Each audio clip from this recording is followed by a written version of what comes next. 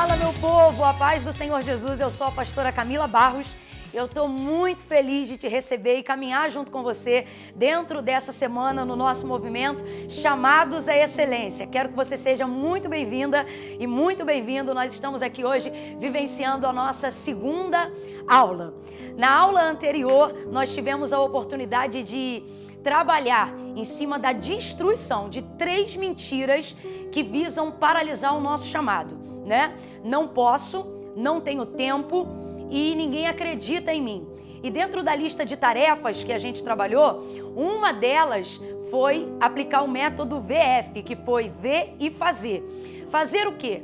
Fazer uma lista sobre 3 coisas que a gente vem procrastinando há algum tempo. E eu consegui cumprir essa lista em menos de 2 horas, né? Uma das coisas que eu não fazia, e você que me segue aí nas redes sociais sabe que é verdade o que eu tô falando, foi o TikTok. E aí eu fiz imediatamente para poder fazer cumprir a realidade da quebra, da procrastinação em menos de 48 horas sobre a palavra de Deus. E a gente está rompendo, foi maravilhoso. Se você ainda não assistiu a aula número 1, volta lá, assiste, compartilha com seus amigos, porque a gente precisa seguir junto nessa jornada. Gente, eu quero aproveitar e agradecer a enxurrada de comentários que vocês fizeram concernente à aula 1. Foi sensacional, foi incrível, nós destacamos alguns aqui e eu quero agradecer a participação e a interatividade de vocês, né? Isso faz toda a diferença.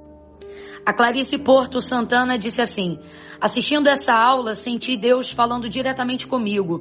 Parecia até uma aula particular, onde só tinha eu ouvindo e ela falando. Meu Deus, tremendo. Dairly Santana: eu me identifiquei na parte que ela fala sobre o posicionamento. Eu preciso muito ter um grande posicionamento. Não podemos perder as oportunidades que Deus nos dá. Eu não posso ficar esperando o momento perfeito para começar a fazer aquilo a qual Deus me chamou. É melhor começar a fazer e ser levado ao que eu considero perfeição do que viver a frustração de nunca ter começado. Eu não posso colocar o não posso agora em cima daquilo que Deus está dizendo que já era para eu ter começado. Falou muito comigo. Glória a Deus. Chamados à excelência, foco até o fim, constância nunca mais. A Joelma Bittencourt, ela nos diz assim: Deus seja louvado por essa palavra. Eu realmente estava carregando essas mentiras na minha caminhada. Mas Deus, tendo o controle de tudo, sempre tem uma palavra de poder para desfazer as mentiras do diabo. Deus abençoe, pastora Camila, Deus te use cada vez mais. E a terceira tarefa, já fiz sem saber, bem mais do que 3. Continuem usando as nossas tags, tá bom? Chamados à excelência, foca até o fim e inconstância nunca mais. Vamos continuar fortalecendo esse propósito. Lembrando que nós estamos numa série de 4 aulas e a primeira já aconteceu. Hoje a gente já vai inaugurar a segunda, mas você que ainda não assistiu a primeira, segue junto com a gente, volta lá, assiste para você caminhar na mesma visão que nós estamos caminhando, no mesmo tempo que nós estamos caminhando, e compartilhe com os seus amigos para que eles também possam viver esse tempo onde eles vão fortalecer o chamado, romper com a paralisia e viver, né, o conhecimento de qual propósito que a chamada deles carregam. Vamos lá agora para a nossa aula 2. Na aula de hoje nós vamos aprender 3 passos para destravar o seu chamado. E o primeiro deles é: comece usando o que você tem. A primeira coisa que você precisa identificar é que você tem. Deus colocou em você um propósito e esse propósito tem uma finalidade. Você carrega ele. Todas as vezes que eu falo isso, eu me lembro do episódio da Sunamita em 2 Reis, capítulo de número 4. O texto conta a história de uma mulher que perdeu o marido e agora o credor está à porta a levar os 2 únicos filhos dela como pagamento de uma dívida que o marido deixou antes de falecer. Como ele tinha vínculo com a escola de profetas que Eliseu estava estabelecendo, ela procura o profeta Eliseu, que representa e é a representatividade perfeita da voz de Deus naquele tempo, e traz a história dela dizendo: olha, a tua serva não tem nada. Ele diz: declara-me o que tens. E ela diz: tua serva não tem nada a não ser uma botija de azeite. E Eliseu demonstra para ela que aquilo é o suficiente para começar e para fazer o milagre que ela precisa que seja feito. Então ele diz para ela: pega essa botija que você tem de azeite, junto com outros vasos que você vai pedir emprestado aos seus vizinhos, não poucos, mas muitos. Entra no seu quarto, fecha a tua porta por detrás de ti e dos teus filhos.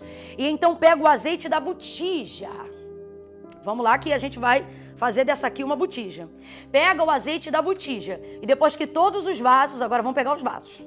São muitos, mas aqui a gente tem um para representar.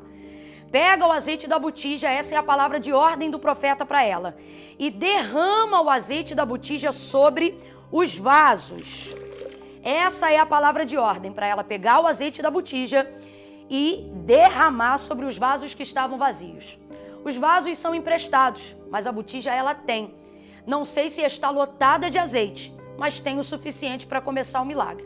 E aonde o milagre começa? Eu costumo dizer que Deus não multiplicou o azeite dentro da botija, porque mesmo que ele lotasse de azeite aqui dentro, matematicamente falando, isso não ia ter condições para encher a totalidade dos vasos. E Deus também não multiplicou o azeite dentro dos vasos, porque Deus não vai usar o que eu tenho para multiplicar onde é emprestado. Ele escolheu as coisas que não são para confundirem as que são, lembra? Então, na verdade, Deus não precisa mudar a configuração do que eu tenho para fazer milagre, porque senão é como se Deus começasse a pensar como eu penso. Eu preciso mudar primeiro para viver depois. Não, e Deus não pensa assim. O que Ele está dizendo é, eu vou usar o que você tem e vou multiplicar enquanto você obedece aquilo que você precisa. Então, recapitulando, nem dentro da botija, nem dentro do vaso. O milagre vai acontecer na transferência enquanto ela executa. Através disso, nós temos estabelecido essa máxima. Para de espiritualizar e começa a executar. Você precisa começar a desenvolver o seu ministério com o que você tem, compreendendo que o que você tem é o suficiente para começar. E é enquanto você desenvolve que o Senhor vai multiplicando e vai acrescentando em cima daquilo que você já tem. Talvez você ainda não conheça a Bíblia toda, então comece pregando aquilo que você sabe. Ah, Camila, eu só comecei aqui com o Salmo 23, então ministre o Salmo 23. Ah, Camila, eu ainda não tenho uma série de convites. Pregue aonde você estiver, na sua casa, na sua família, entre os seus amigos, na faculdade, na escola. Aproveite as oportunidades que você tem. Se você esperar ter para fazer, você nunca vai fazer. Mas se você começar a fazer com aquilo que você já tem, identificando o que você tem, na certeza que o que você tem é o suficiente para Deus operar, você vai desenvolver o seu chamado. E isso vai começar a destravar a paralisia que o seu chamado se encontra. Passo 2, e esse é um dos meus preferidos. Vai com medo mesmo. Essa é uma realidade que não pode ser evitada. Todas as vezes que você decide destravar o seu chamado, isso acontece na nossa mente. A gente decide, não, eu vou romper, eu tenho consciência do que eu quero viver. Mas você esbarra no medo. Por quê? O medo, ele não some porque você tomou a decisão. Pelo contrário, é quando você decide resolver e destravar, é que os obstáculos começam a se tornar mais evidentes. E isso agiganta o medo que nós já tínhamos. E aí, Camila, o que eu faço? Saio correndo? Não, de jeito nenhum. Nós vamos confrontar esse medo. Nós vamos contra-atacar esse medo. E Camila, como é que nós fazemos isso? Administrando e indo com medo mesmo. Ah, Camila, mas fazer uma coisa com medo não é boa. De fato, não é boa, mas a única maneira de começar a vencê-lo é confrontando o medo. É indo de encontro a ele e mostrando que nós estamos decididos ou a passar por cima dele, ou que venha seguido dele, mas que nós não vamos deixar de fazer o nosso percurso por causa dele. E seguindo a mesma linha de 2 Reis capítulo 4, é um texto muito rico, mas agora não mais falando sobre a viúva que procurou o profeta, mas sobre a sunamita que recebeu o profeta Eliseu. Eu não sei se você conhece essa história, mas o que aconteceu foi o seguinte: ela era uma mulher que habitava em Sunem e vendo sempre Eliseu passar, um dia ela convence ele a entrar em sua casa. Depois de um tempo, estabelece uma relação fraterna entre ela, o marido dela e o profeta Eliseu, junto com Geazi. E ela percebe, marido, esse homem é um santo homem de Deus. Ela constrói um quarto para ele junto ao muro da sua casa. É uma história maravilhosa, mas aonde eu quero chegar? Ela recebe uma promessa. Eliseu declara que ela vai gerar e vai dar luz a um filho. Isso é um milagre, porque a Bíblia diz que o seu marido já era avançado em idade e ela não tinha filho. Resultado, cumpre-se a palavra. O menino nasce, o menino cresce, mas quando ele tem aí o que a gente julga ser aproximadamente 12 anos de idade, o menino vem a óbito, o menino morre. E depois que o menino morre, o filho único daquela mulher sunamita, o texto diz que meio-dia ele morreu no colo, nos joelhos dela. Ela pega o menino, gente, no colo. Vai lá para o quarto que ela construiu para o homem de Deus, abre a porta, no momento que ele não estava lá. Deita o menino sobre a cama do homem de Deus, fecha a porta e sai. Pede o marido para preparar uma carruagem aonde ela possa ir de encontro ao homem de Deus. Ela pede um servo para que venha dirigir a carruagem para ela ou a carroça para ela. E aí o marido questiona, por que você vai a ele hoje, se não é lua nova, nem sábado? E ela diz, tá tudo bem. Agora vamos dar uma pausa aqui para a gente entender como é que a gente vai com medo mesmo. Tava tudo bem, gente? Um filho morto num cômodo da casa, tá tudo bem? O filho único, resultado de uma promessa que ela recebeu, óbito, morto na cama, tá tudo bem? Não, não está tudo bem. Mas sabendo quem era o profeta e sabendo aonde ele estava, ela vai ao encontro dele porque ela sabia o que ele podia fazer. Dentro disso, ela consegue administrar o desespero que ela está sentindo. Gente, é filho único, presta atenção. Se essa mulher se rasgasse e fosse para o meio da rua, gritar, pedir socorro, ajuda, sabe, se vestir de pano de saco, trazer cinza sobre a cabeça, nós a compreenderíamos. E quem é que reagiria de maneira contra a uma mãe que acabara de perder o seu filho? Mas olha o nível de administração dessa mulher. Você acha que ela não está com medo? Ela está com medo. Você acha que ela não está desesperada? Ela está desesperada. Só que se ela expõe isso dessa maneira, a coisa poderia tomar um rumo que ela não poderia mais ter controle. Como o filho é dela, ela também controla e administra o medo daquela situação. Ela vai de encontro ao profeta no Carmelo. Ela albarda a jumenta e ela segue. Ela encontra ele, traz o profeta para dentro da casa dela. E o profeta ressuscita o menino. Agora, pare para analisar por 2 minutos e pense, se ela só fica desesperada, se ela só se torna refém do medo, ela jamais haveria vivido o privilégio da ressurreição do filho dela, mas ela administra aquele medo. E essa é a orientação de Deus para que a gente possa destravar nesse segundo passo a nossa chamada. Ir com medo não significa não fazer direito, significa fazer do jeito que dá para fazer. E essa é a proposta do Senhor. Haverão dias em que você não vai se sentir tão segura para fazer, porque o medo vai tentar te fazer refém da sua circunstância. Mas o que você e eu vamos fazer? O que eu estou fazendo agora aqui. Você acha que eu estou totalmente à vontade? Eu estou acostumada com igreja, com povo, com gente, com atmosfera, com o pessoal dando glória, com música no fundo, com... Mas não me sinto confortável. Mas o que eu estou fazendo? Estou controlando. Por quê? Porque eu acredito que nessa administração a gente pode gerar um resultado maravilhoso. Então, Camila, você também ainda sente medo? Sinto. As pessoas sempre me perguntam isso, principalmente concernente ao chamado. Mas eu não permito mais a insegurança atrapalhar o desenvolvimento daquilo que eu preciso fazer. Então, a Sunamita administrou, ela controlou o medo dela e com isso ela teve um resultado totalmente diferente do que ela teria se ela não tivesse ido mesmo com medo, mesmo com desespero. Perceba o autocontrole dela. E é isso que o Espírito Santo está falando conosco através desta palavra. Você quer derrubar num passo, destravar seu ministério no segundo passo, esse medo que paralisa? Então você precisa administrar ele dessa forma. Como? Indo com medo mesmo. Camila, mas será que se eu for com medo mesmo, vai dar certo? Vai, por 2 motivos. Primeiro, a palavra do Senhor, ela nos garante em João que o verdadeiro amor lança fora todo medo. Então, se você ama o que Deus te propôs, se você ama aquilo que Deus confiou no seu coração, se você ama a vida e se você ama cantar, se você ama ajudar pessoas, se você sabe que foi chamado por Deus e isso queima dentro de você, você precisa entender que aquilo que Deus te deu é mais forte do que o medo que quer te frear de viver a desenvoltura do seu chamado. Partindo disso, vai com medo mesmo. Uma segunda coisa que a gente vê que o medo, ele na verdade, ele nos cerceia, né? Nos limita, mas não nos impede, é João 3,16. Olha o que a palavra do Senhor diz. Ela diz, e Deus amou o mundo de tal maneira que deu o seu Filho unigênito, para que todo aquele que nele crê não pereça, mas tenha vida eterna. O que é isso? Jesus é o verbo vivo feito em carne. Ele é a expressão máxima do amor de Deus. O que eu estou querendo dizer com isso? Quando a expressão do seu amor pelo chamado é verdadeira, você evidencia isso com ações. O próprio chamado dá em você ousadia e crescimento para você fazer o que precisa ser feito a despeito do medo. A primeira profecia que o Espírito Santo te conduzir a entregar, você vai sentir um pouco de medo.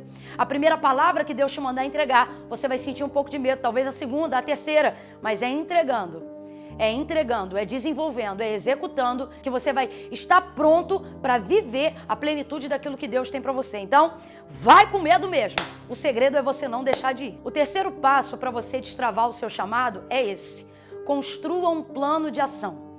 A primeira coisa que você precisa compreender é que o preconceito que as pessoas têm sobre o auxílio, seja um papel, um bloco de notas, ele torna viável, ele torna possível para a gente verbalizar e construir do lado de fora aquilo que o Senhor já colocou dentro do nosso coração. Por exemplo, eu estou agora gravando essa aula para você com o auxílio do meu bloco de notas, que é onde está todo o conteúdo que eu consegui organizar daquilo que Deus confiou ao meu coração.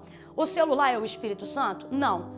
O que eu escrevi aqui representa o Espírito Santo? Não, mas é a única forma de eu tornar possível, trazendo para o lado de fora, aquilo que o Espírito Santo colocou do lado de dentro, no meu coração, na minha alma, confiou ao meu espírito.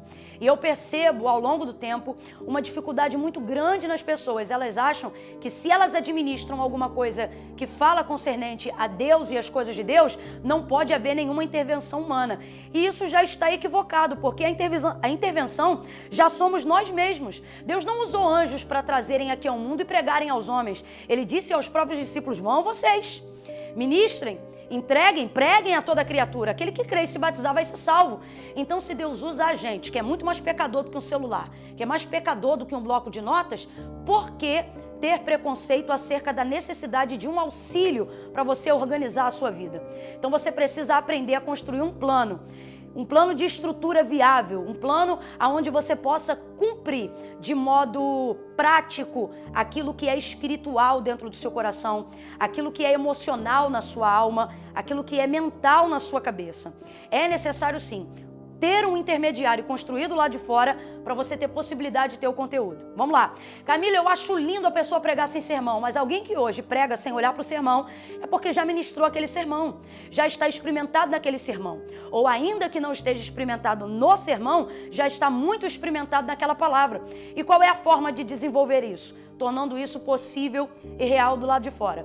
Vamos lá, Marcos capítulo de número 5, a mulher do fluxo de sangue. Ela criou um plano viável dentro da cabeça dela. Ela dizia consigo mesma, ela fez algo que só dependia dela. E é isso que a gente tem que entender. Você não pode fazer plano contando com terceiros. Você precisa fazer os seus planos. Estabelecer um programa daquilo que você precisa fazer.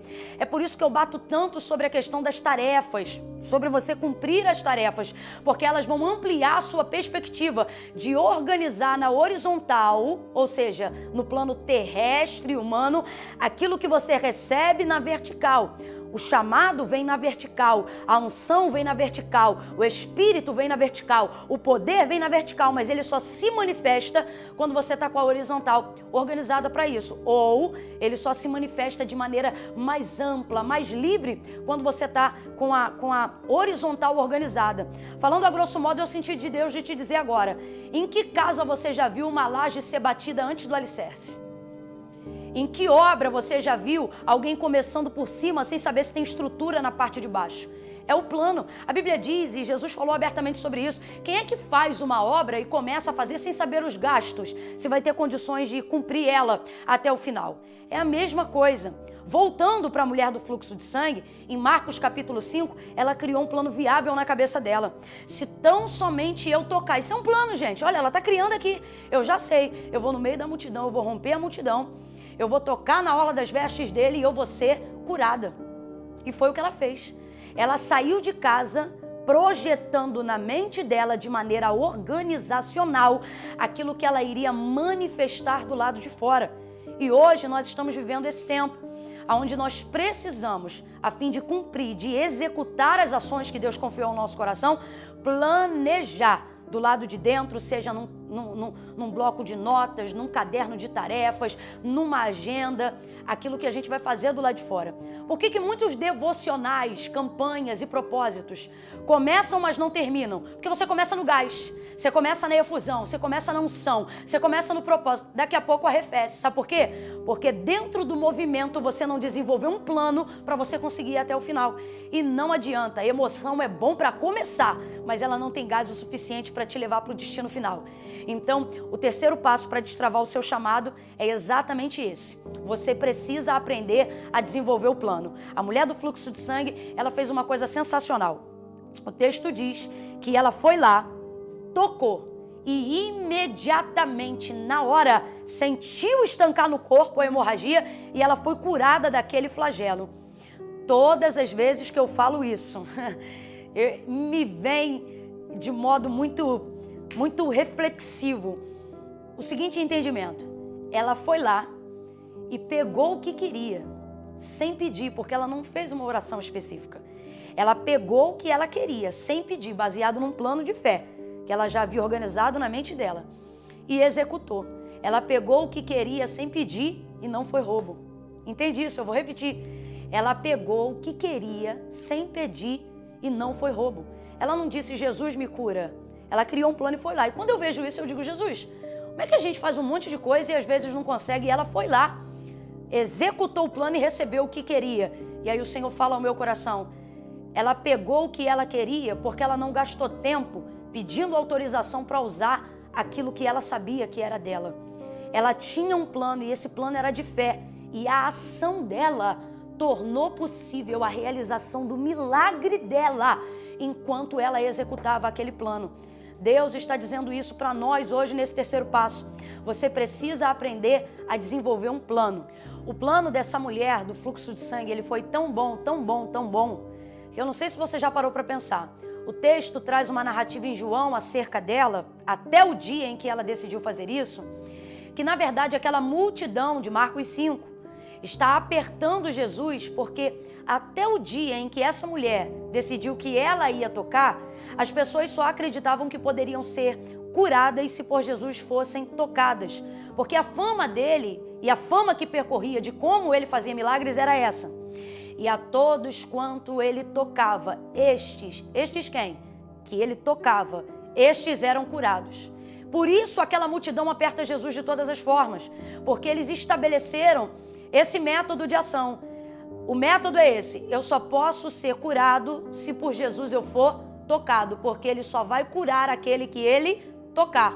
Isso na verdade não era uma máxima, simplesmente era a manifestação de Jesus operando milagres quando ele tocava, mas não determinava que era uma via de regra e os milagres poderiam acontecer só dessa forma. Agora, depois que a mulher do fluxo de sangue, uma vez que era uma mulher imunda, e Jesus jamais iria descumprir a lei dentro dessa temática, na cabeça dela, para tocar nela, para ser curada, uma vez que ela era imunda por causa da enfermidade do sangue, ela não foi para casa e desistiu, ela elaborou um plano dentro das possibilidades dela. É por isso que eu falo sobre um plano viável, sobre um plano possível. O plano que eu tracei para mim, nem sempre às vezes é o plano que vai funcionar para você, porque ele precisa se adequar à sua realidade. É isso que eu falo sobre um plano viável. Ela, uma vez que não podia ficar no meio da multidão e se apertar para insistir com ele para ser tocada, criou um método novo. Então, eu vou tocar e eu vou receber. E foi o que aconteceu. Agora, preste atenção. Depois desse período que ela tocou e recebeu, e esse milagre se tornou famoso e conhecido, aí vai acontecer algo extraordinário.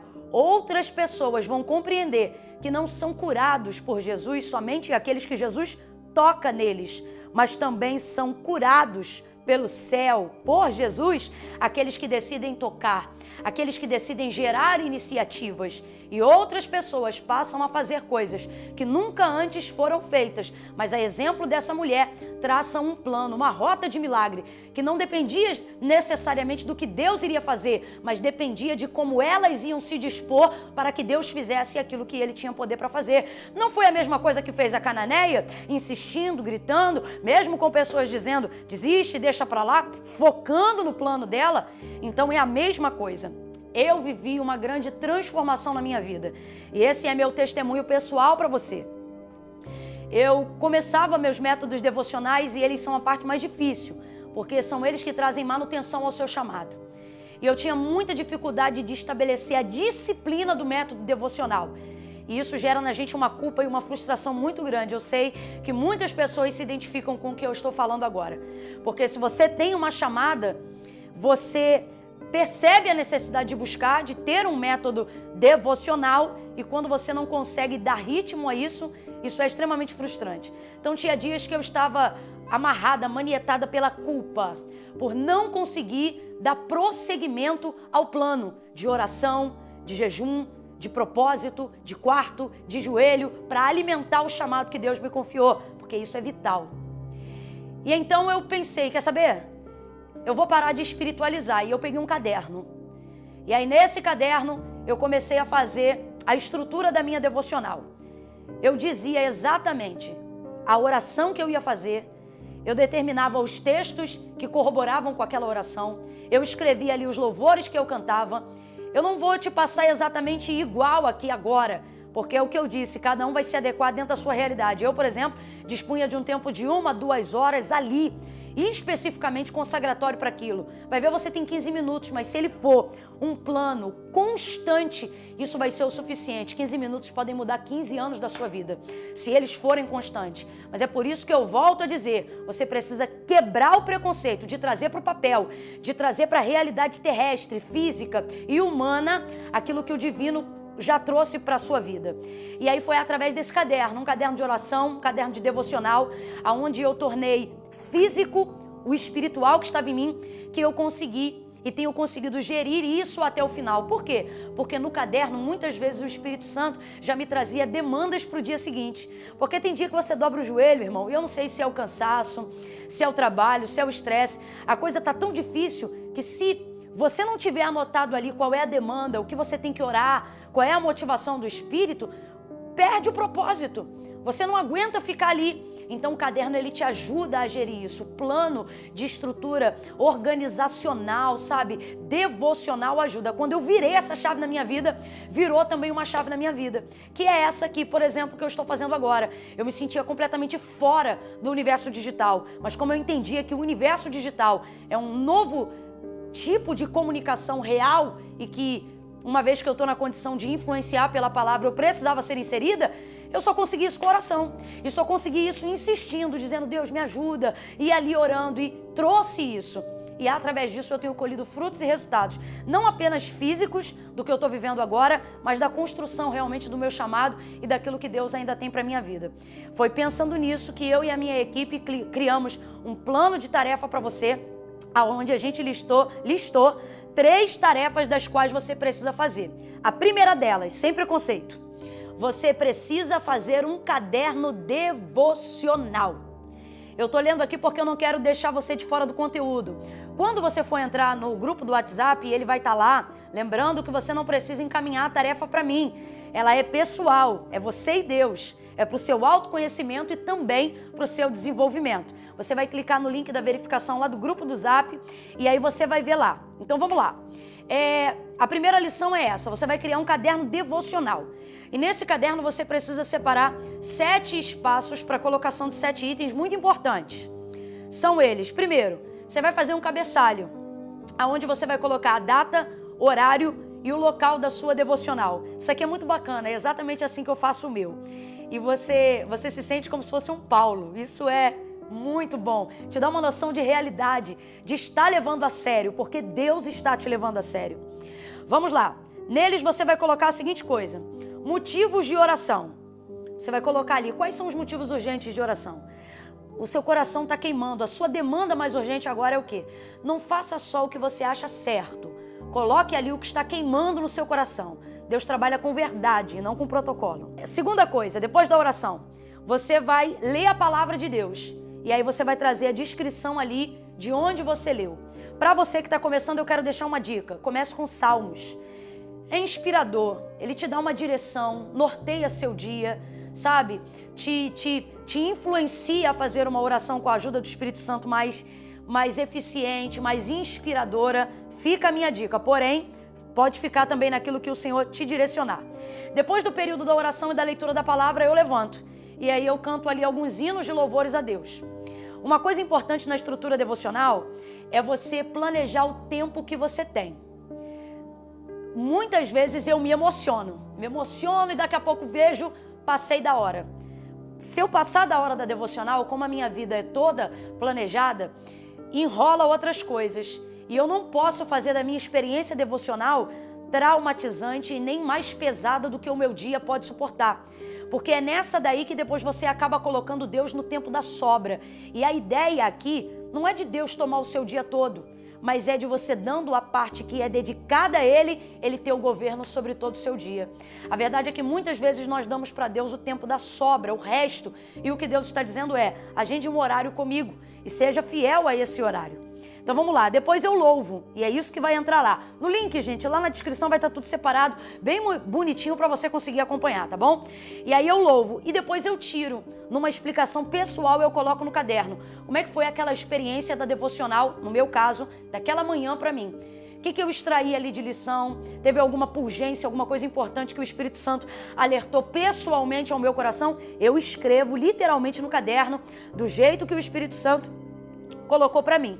E aí, por fim e por último, nota de rodapé, que é o quê? O horário que eu terminei. E aí eu vou lá e pontuo o horário que eu terminei. Fechou o planejamento. Então, essa é a primeira da lista de 3 tarefinhas que eu quero que você obedeça. Tarefa 2. Você precisa aprender a agendar os seus compromissos com você mesmo ou com você mesma. Quando a matéria-prima para Deus trabalhar é você. Então você precisa estar inserido naquilo que você quer oferecer para Deus. E a maioria das vezes nós não conseguimos disponibilizar o tempo que temos para Deus porque nós não agendamos, não é que a gente não agenda compromisso com Deus, a gente não agenda os nossos compromissos com a gente. E aí quando vê, Deus fica embolado na agenda do nosso tempo. Então na tarefa de número 2, você vai começar a aprender a agendar compromissos seus com você mesmo. Você vai organizar, vai estabelecer um plano de rotina e abaixa o preconceito à rotina, tá ok, gente? Teve um tempo aí, um movimento onde todo mundo queria novidade e a ideia era quebre a rotina, quebre a rotina, quebre a rotina, e tá todo mundo quebrado até hoje, porque na verdade um ser humano, para desenvolver uma vida equilibrada, ele não pode viver de novidade todo dia não, ele precisa estabelecer uma rotina. É o que eu sempre digo, sobrenatural quem faz é Deus. E para isso a gente precisa estar aqui, ó, com a horizontal arrumada. Então nessa segunda tarefa você vai aprender a ter um caderno de rotina. Como é que isso funciona? Você não pode deixar para escrever no dia dos compromissos o que você vai fazer. Você precisa estabelecer com no mínimo 24 horas de antecedência. No meu caso, eu acho muito bom com 24 horas de antecedência, porque dá tempo de eu me preparar e ainda fica fresco na minha memória para eu poder trabalhar em cima daquilo que eu quero fazer.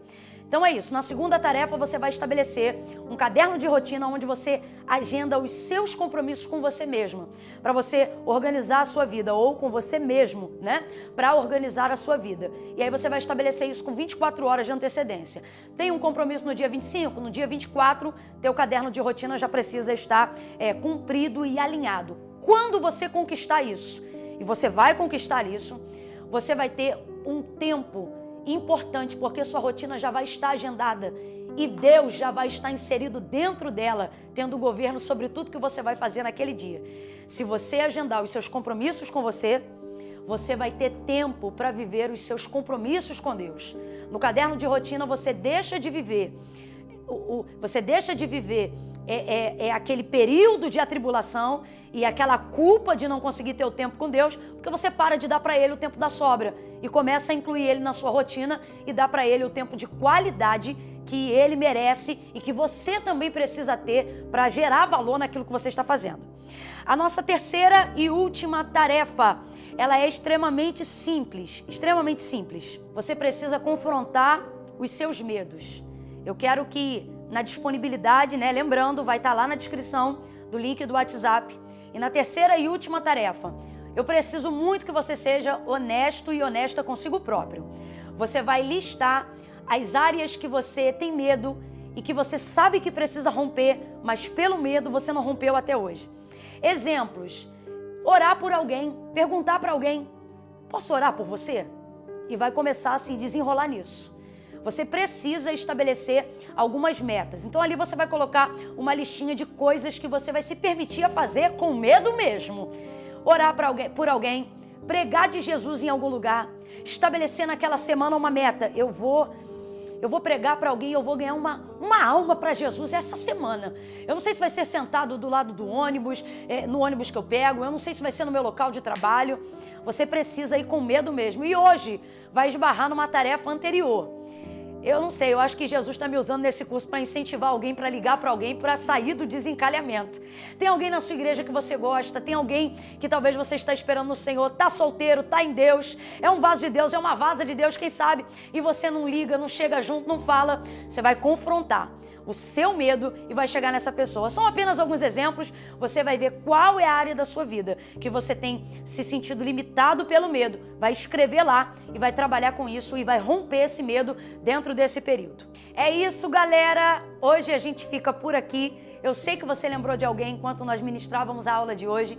Compartilha com seus amigos, chama eles para estudarem com você. E se você ainda não observou a aula anterior, volta lá para a gente poder caminhar junto. Eu gostaria muito que vocês interagissem comigo e descrevessem lá nos comentários, primeiro, as nossas tags, chamados à excelência, foco até o fim, inconstância nunca mais.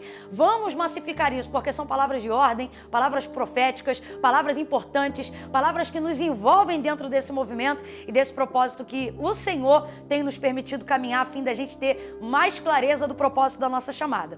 Por hoje a gente fica por aqui. Recapitulando, depois vai lá ver o link das tarefas, pratica tudo, não esquece, é uma série de 4 aulas e a aula 3 está extraordinária. Na aula 3 eu vou começar a revelar um projeto novo, desafiador, algo que vocês já me pedem para fazer há muito tempo e chegou a hora da gente começar a fazer. Lembrando que vai ser profundo, vai ser extraordinário, porque a cada vez que a gente vai derrubando um muro, né, e construindo algo, a gente vai tendo liberdade para chegar mais perto do alvo e daquilo que Deus tem pra gente. Então eu te espero na próxima aula, comenta bastante, fica com a gente até o final, inconstância nunca mais. Você começou e vai terminar em nome de Jesus. Deus te abençoe, um beijo, até lá!